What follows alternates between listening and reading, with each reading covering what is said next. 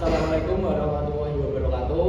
Perkenalkan, nama saya Muhammad Prasetyo Mahardika, NPM 23230354 dari Universitas PGRI Semarang, Prodi PJKN.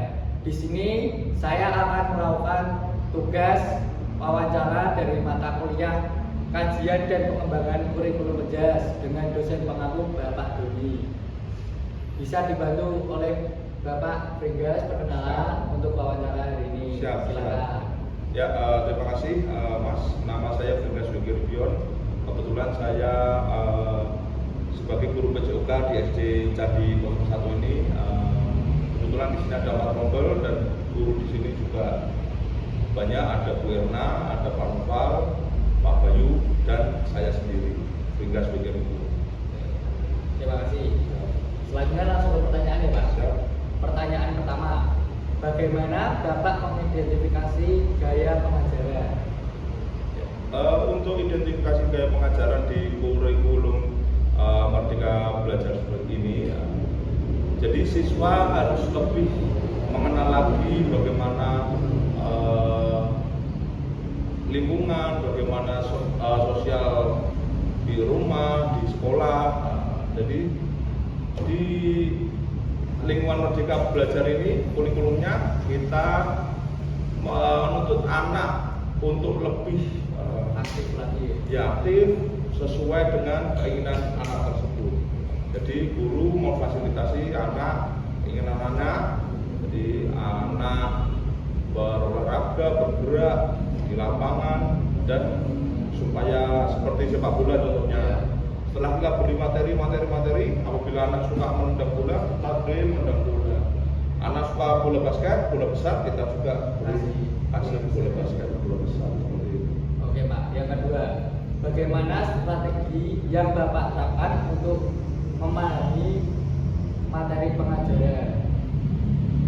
Kalau strateginya sih sama aja Mas. Untuk di sini kebetulan kan di sini rombongan banyak dan kultur anak-anak tersebut juga banyak, beragam ada dari kalangan yang menengah ke atas, ya ada menengah ke bawah, banyak juga. Jadi nanti ragamnya juga berbeda. Jadi kalau di SD Candi kita jadi satu, kita samakan rata pengajarannya. Jadi biar mereka tahu nantinya lingkungan ini seperti ini, lingkungan di sekolah seperti apa, seperti itu. Oke Pak, yaitu selanjutnya pertanyaan ketiga, bagaimana Bapak mengelola perilaku siswa yang tidak sesuai? Kayak di sekolah itu yang nakal atau gimana?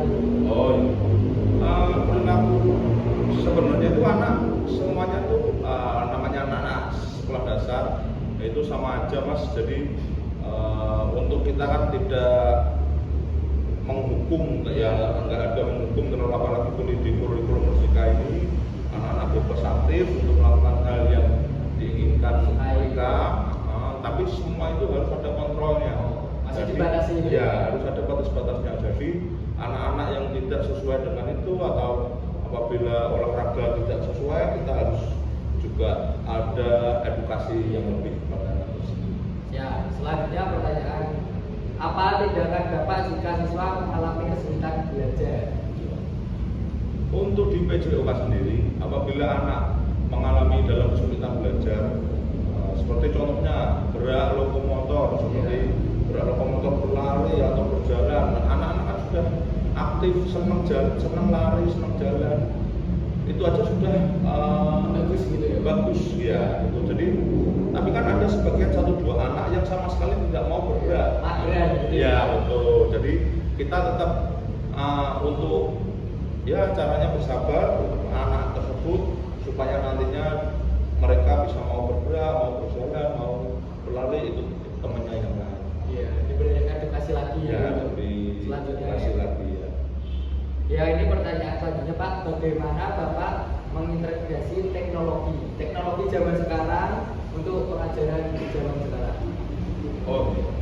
Integrasi tentang Teknologi, maksudnya teknologi di kayak era digital ya, sekarang di PJOK gitu ya Mas.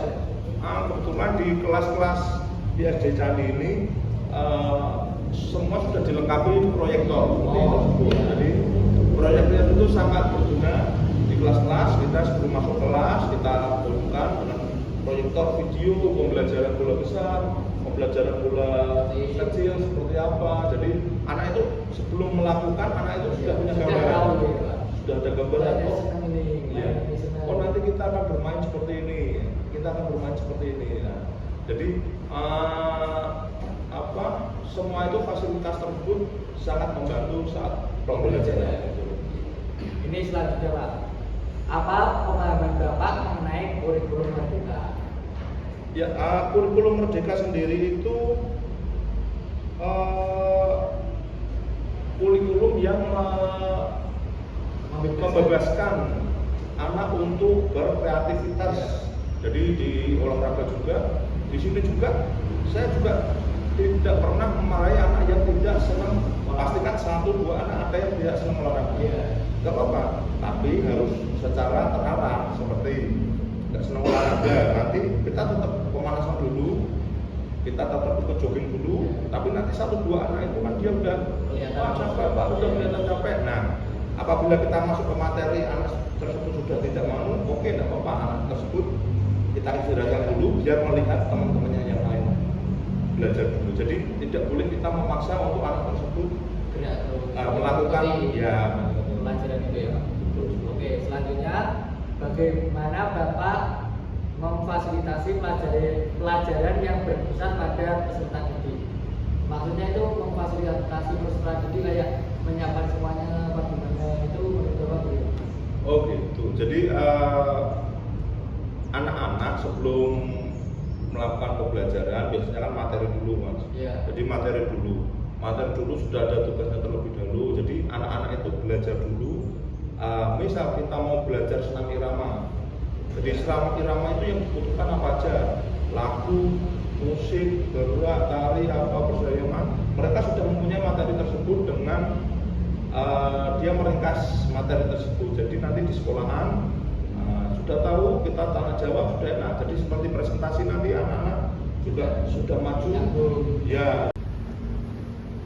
Oke Pak, untuk pertanyaan selanjutnya, bagaimana Bapak melibatkan siswa dalam proses penilaian dan pemantauan dalam pembelajaran? Ya, berarti kan itu Penilaian tentang penilaian dari siswa. Sebelum kita materi pembelajaran, biasanya kita ada tes dulu pertama. Jadi kita coba seperti kita pembelajaran atletik. Kita tes dulu pertama, larinya dulu. Setelah lari, ya kita tes waktunya. Kemudian kita masuk materi, kita beri treatment, lompatnya, larinya,